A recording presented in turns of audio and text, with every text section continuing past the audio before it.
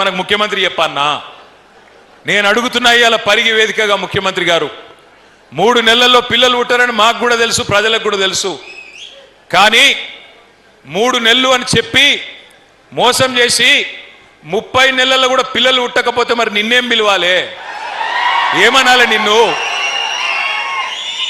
3 నెలలు అన్ని అమలు చేస్తా అంటివి 30 నెలలు అయిపోయాయి ఏమి చేయకపోతివి ఉన్నాయి ఊడగొడితివి బతుకమ్మ చీరలు బంద్ అయినాయా బతుకమ్మ చీరలు బంద్ అయినాయా ఉన్నాయా రంజాన్ తోఫా బంద్ అయిందా లేదా క్రిస్మస్ కానుక బంద్ అయిందా లేదా కేసీఆర్ కిట్ బంద్ అయిందా లేదా మీ రియల్ ఎస్టేట్ డౌన్ అయిందా లేదా మరిగా ఉన్నాయే ఊడగొట్టే కొత్తవి తెచ్చిందేమి లేదు ఉన్నాయే ఊడగొడితివి ఉన్న భూములే గుంజుకోబడితివి కలలుగా చెప్తివి కథలు చెప్తివి కానీ చేసిందేమీ లేదు ఏమైనా గట్టిగా అడిగినా వరకు ఇప్పుడు మా మహేష్ రెడ్డి అన్న పాపం మొన్న ఇక్కడ అందరి బీదవాళ్ళ భూములు పోతున్నాయి పారిశ్రామిక పార్కు పేరు మీద 5 ఊర్లల్లో గుంజుకుంటున్నారు దోమ మండలంలో ఇడిదిక్కు పరిగి మండలం కదుకోటి పరిగి మండలంలో మరి భూములు గుంజుకుంటున్నారు అని చెప్పి వాళ్ళ దాడికి పోతుంటే ఈయనను అరెస్ట్ చేస్తారు జైల్లో పెడతామంటారు కేసులు పెడతామంటారు గట్టిగా మాట్లాడితే బూతులు తిడతారు ఏం బూతులు రైతు బంధు ఎప్పుడేస్తావయ్యా రేవంత్ రెడ్డి గారు అంటే నీ లాగుల తొండలు ఇడిచి పెడతా అయ్యా 2500 ఎప్పుడు ఇస్తావు మా ఆడబిడ్డలకు అంటే నీ గుడ్లు వీకి గోటీలాడతా ఎప్పుడు ఇస్తావు నాయన 4000 పెన్షన్ అంటే నీ పేగులు తీసి మెడలేసుకుంటా ఇక కొత్త డైలాగ్ నేర్చుకున్నాడు రేవంత్ రెడ్డి గారు 1 కోటి మంది మహిళల్ని 1 కోటి మందిని అట ఒకరిద్దరు కాదు 1 కోటి మందిని ఏం చేస్తాడట ఏం చేస్తాడు కోటీశ్వరులు చేసుడు కాదు వాళ్ళ మెడల పుస్తల తాడు ఎత్తుకపోకపోతే ఆయనే మంచోడు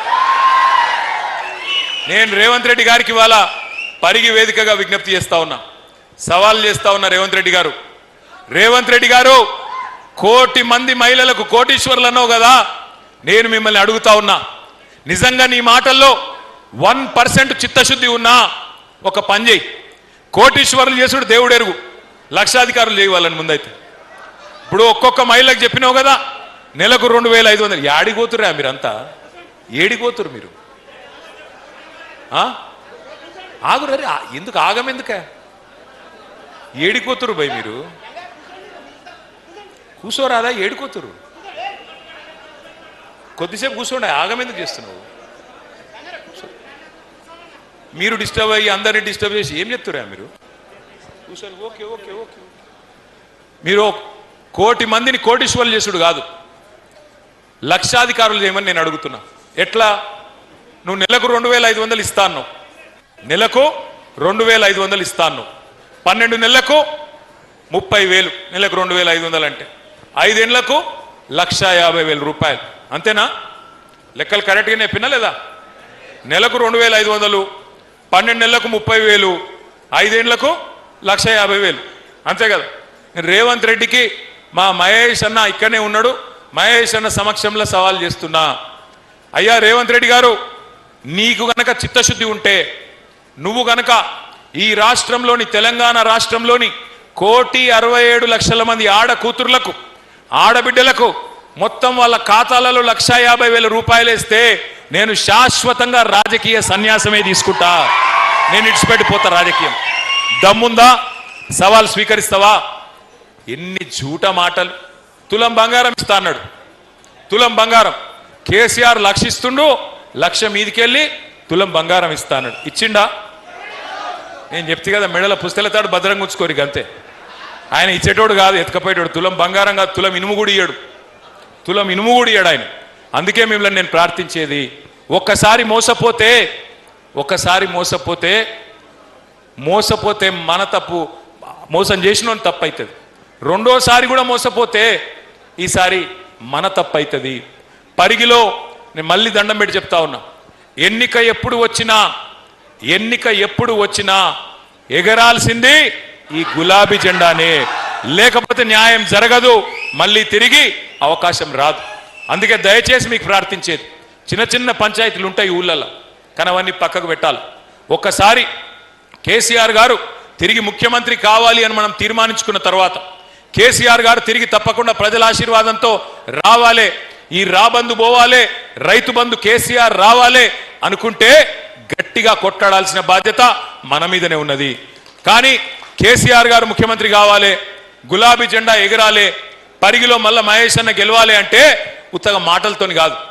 ఉత్తగా మాటలు చెప్పి డైలాగులు కొట్టి సప్పట్లు కొట్టి అటుకెళ్ళి ఇటు ఇటుకెళ్ళి అటు గుంజితే కాదు. ఎట్లయితుంది మరి? అది చెప్పేందుకే మీకు వచ్చిన నేను. ఓట్లు వేయాలి, ఓట్లు వేయాలి, ఓట్ల గురించి చెప్తున్నా. ఓట్లప్పుడు చేయాలి. కానీ ఇప్పుడు మనకు ఒక ముఖ్యమైన పని ఉన్నది. ఆ ముఖ్యమైన పని ఏంటంటే ఈ ఎస్ఐఆర్ అనే కార్యక్రమం. ఈ ఎస్ఐఆర్ అంటే ఏంటిది? ఎస్ఐఆర్ అంటే స్పెషల్ ఇంటెన్సివ్. జర మీరు కూర్చోనట కూర్చోరు, తమ అడ్డం ఉన్నారంట, కూర్చోండి రా పోయి, కూర్చోండి ప్లీజ్. ఆ అడ్డమున్నోళ్ళు, వేదిక మీద అడ్డమున్నోళ్ళు కూర్చోండి ప్లీజ్. ఎస్ఐఆర్ అంటే స్పెషల్ ఇంటెన్సివ్ రివిజన్, అంటే ప్రత్యేకంగా ఓటర్ లిస్టును వడబోసే కార్యక్రమం, జల్లెడబట్టే కార్యక్రమం. అంటే ఏం చేస్తారు ఇంట్లో? నెక్స్ట్ స్లైడ్ తమ్మి. ఓటర్ లిస్టును ఇంతకుముందు మహేష్ అన్న చెప్పినట్టు ఎస్ఐఆర్ అనేది పోయినసారి చివరిసారి 2002లో జరిగింది. ఆ ఓట్ల లిస్టు ఇప్పుడు లేటెస్ట్ ఓట్ల లిస్టు పక్కన పెట్టుకుంటారు. పెట్టుకొని ఏం చేస్తారు? మ్యాపింగ్ చేస్తారు. మ్యాపింగ్ అంటే ఏంది? ఉదాహరణకు ఇప్పుడు మహేష్ అన్నకు, అనిల్ అన్నకు మరి 2002లో పిల్లలు ఉన్నారు, కానీ వాళ్ళకు ఓటు హక్కు లేదు. ఇప్పుడు 2026లో ఉన్నాం. ఇప్పుడు ఓటు హక్కు వచ్చింది అనుకో మహేష్ అన్న పిల్లలకు. ఇప్పుడు ఏం చేయాలి? ఆ రోజు 2002లో మహేష్ అన్న పేరు, ఆయన భార్య పేరు ఓటర్ లిస్టులో ఉండే, కానీ ఇప్పుడు పిల్లల పేర్లు 2025లో ఓటర్ లిస్టులో ఉన్నాయి. ఈ పిల్లల పేర్లు కొప్పుల మహేష్ రెడ్డి గారికి లింక్ చేయాలి, ఆయన ఫ్యామిలీకి లింక్ చేయాలి, మ్యాపింగ్ చేయాలి. ఆ ప్రక్రియ నిన్ననే ప్రారంభమైంది. మరి దానికోసం మనం ఏం చేయాలో నేను చెప్తాను. నెక్స్ట్, ఇప్పుడు మొత్తం తెలంగాణ రాష్ట్రంలో 3,39,00,000 ఓట్లు ఉన్నాయి. 36,000 పోలింగ్ బూతులు 36,000 పోలింగ్ బూతులు ఉన్నాయి దాదాపుగా. నిన్నటి నుంచే ఎస్ఐఆర్ కార్యక్రమం ప్రారంభమైంది. ఇది చాలా ఇంపార్టెంట్ ఎస్ఐఆర్. ఎందుకంటే మీకు తెలుసు, మొన్ననే పశ్చిమ బెంగాల్లో మమతా బెనర్జీ గారు ఓడిపోయినారు. అక్కడ 95 లక్షల ఓట్లు తీసేసింది.